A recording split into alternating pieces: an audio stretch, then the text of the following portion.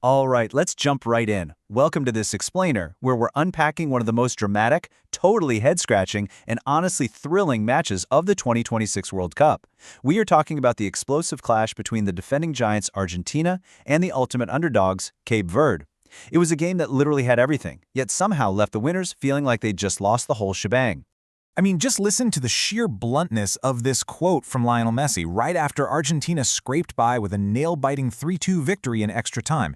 He said, "Beyond just qualifying, we also need to correct the bad ones," which I think were many today as well. That is not your standard, polished post-game PR spin. That's the captain of a winning squad delivering some seriously harsh self-criticism literally moments after surviving a knockout game. So it really forces us to ask a fascinating question. How on earth could a team riding a historic 11-game winning streak be so deeply dissatisfied with themselves after a win? Normally, surviving the knockout stage is just pure celebration. But for Argentina, this victory felt, well, messy. To figure out why Messi was so frustrated, we really need to look at how this game actually unfolded on the pitch. Section 1. A thriller in Miami. Walk through this timeline with me because it was an absolute emotional roller coaster. It starts exactly like you'd expect, right? Messi opens the scoring with a sublime goal, and Argentina thinks they can just coast. But no, Cape Verde equalizes, pushing it into extra time. Then, Argentina manages to grab the lead again, only for Cape Verde to strike back with this absolute stunner of a goal from Cabral, definitely a goal of the tournament candidate. Ultimately, it took an agonizing own goal by Borges for Argentina to finally seal the deal. They just couldn't sit back and comfortably hold a lead to save their lives. And this wasn't just Messi venting his frustrations. Manager Lionel Scaloni echoed his captain perfectly. He flat out said he's going to address the negatives from Friday night. But he also pointed out the saving grace of this wildly flawed masterpiece, their resilience. They played sloppy, they blew leads, but as Scaloni said, they never let their arms down. They fought their way out of the absolute mess they created.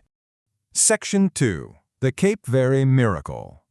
Okay, we have to take a second to celebrate this incredible 67th ranked underdog that pushed the reigning giants right to the brink. By making it to this match in Miami, Cape Verde officially became the smallest nation in history to ever reach the knockout round of a World Cup.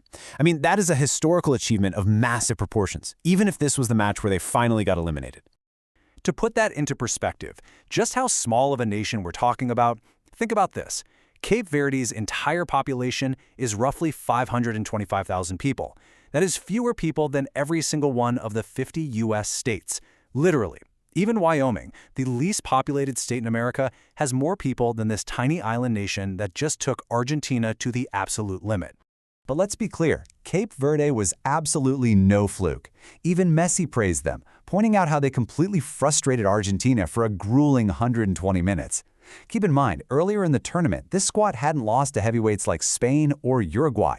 They played to their strengths and delivered one of the best goals of the entire competition. They proved, without a shadow of a doubt, that they belonged on the world's biggest stage. Section 3. Rewriting the record books.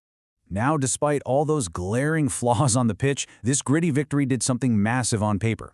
It extended Argentina's winning streak to an unbelievable 11 consecutive matches. That streak is the longest in their entire legendary team history. So winning ugly is still winning, and it's literally rewriting the record books. And the individual records are just as staggering. Messi's opening goal wasn't just beautiful to watch, it brought his total men's World Cup goals to a monumental 20. He just keeps pulling away, further cementing his legacy as the absolute highest goal scorer in the history of the tournament. The consistency here is just mind-blowing. Messi has now scored in a record 8 straight World Cup games. If you look at that specific, totally unprecedented span, he has racked up an incredible 12 goals. It's a level of sustained dominance that the tournament has literally never seen before. So what does this mean for the here and now? Well, Messi is currently sitting at the very top of the 2026 Golden Boot race with 7 goals. But right on his heels, trailing by just a single goal, is France's Kylian Mbappe with 6. Every single goal matters immensely right now in this neck-and-neck race for the top score spot. But look, ultimately, when you strip away the individual records and all the tactical critiques, one huge fact remains. Argentina successfully advanced to the round of 16 for their 6th consecutive World Cup. Despite the messy play and the glaring flaws, they achieved their primary goal. They survived to fight another day. Section 4. Fixing flaws for Egypt. The thing is, the celebration and the self-correction has to be incredibly short. Up next, Argentina faces Egypt in the round of 16. This massive matchup goes down on Tuesday at Mercedes-Benz Stadium in Atlanta. This is where the rubber meets the road, folks. This is exactly where Scaloni and Messi have to actually execute those tactical corrections they openly admitted they desperately need.